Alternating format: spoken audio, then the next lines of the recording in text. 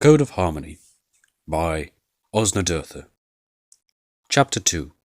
A Grave in the Gravel.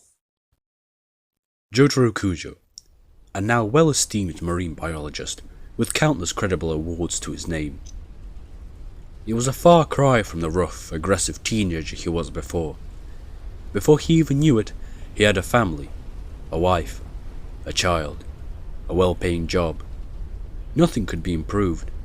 But he still had his investigations. It was a sorry sight. The building was tapered off by the foundation, put off access to the public. Jotaro wondered how long it had been cordoned off. These pictures, although newly taken, felt like centuries old. Has it been years? Decades even? The rubble laid everywhere. What did survive from the fire which burnt it down, as told to him by his grandfather Joseph Joestar's countless stories and tellings, was crushed to rubble by the fight, or by the sheer weight of the mansion itself as it fell. Jotaro sat down on the boat. 30 hours left. There was only the captain and his crew on board. There were his close friends and companions, ones he knew personally. Captain Barato of the vessel HMS Pinafore assisted Jotaro Kujo on various missions before. He trusted in Captain Barato more than he would like to admit, but was glad that his close friend and ally showed the same amount of appreciation.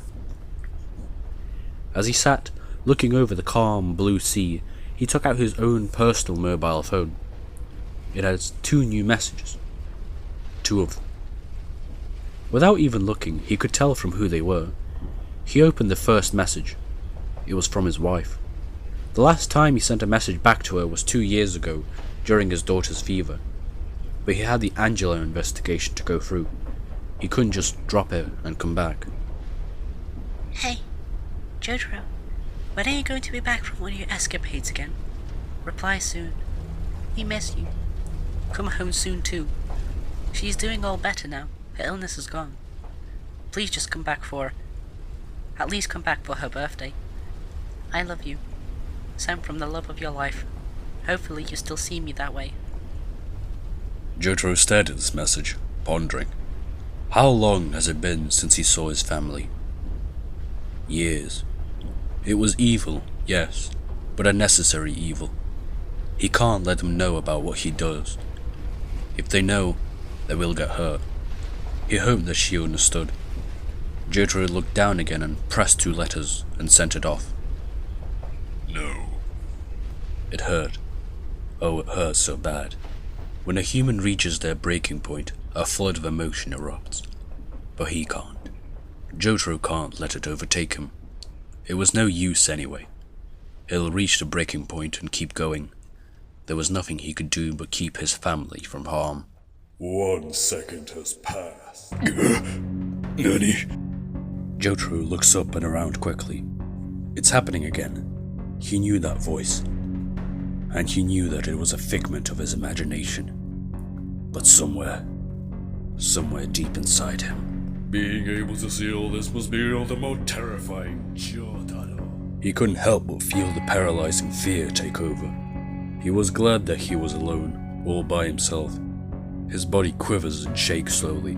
The feeling of the cold, hard steel still felt in his knuckles, the crushing shockwave that reverberated around his body, and the narrow escape which filled his body with so much adrenaline, of which courses through his veins now.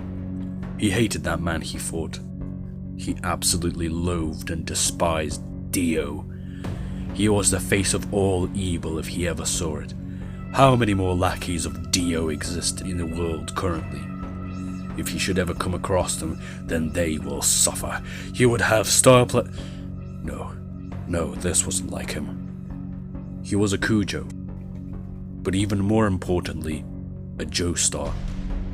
The weak should not suffer for what the strong have fought over.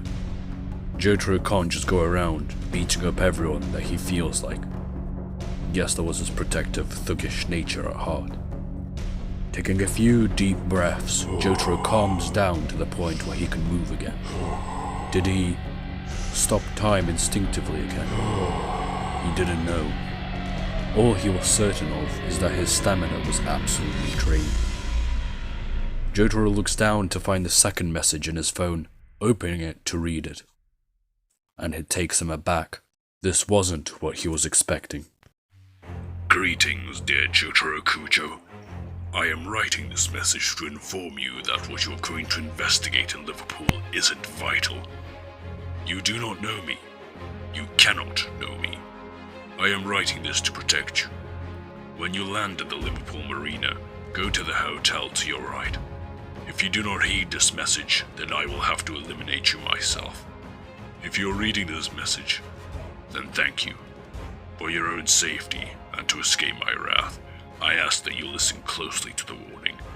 If I see that you are even one step off your course, I will kill your crew, and then yourself. Jotaro was surprised by this. He would have definitely put this message away, ignoring it.